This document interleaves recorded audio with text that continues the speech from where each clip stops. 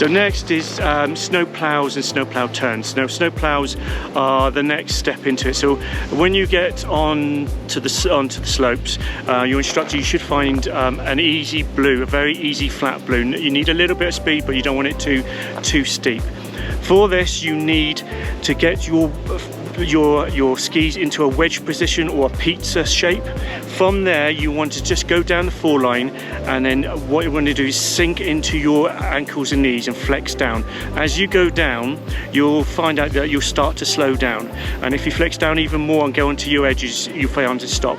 You need to get that snowplow and know how to stop. So getting that snowplow wedge and know how to stop is essential. From there, you can start doing turns. Now what you want to do is face along the fall line, down the fall line a little bit, and as you get that wedge, what you want to do is put a little bit of pressure on one knee, push down into that outer ski, and then you'll find the edge will grip, and then you will slowly turn either left or right. And then as you come out of the turn, you just stand up a little bit, you extend up, and you'll be able to finish that turn.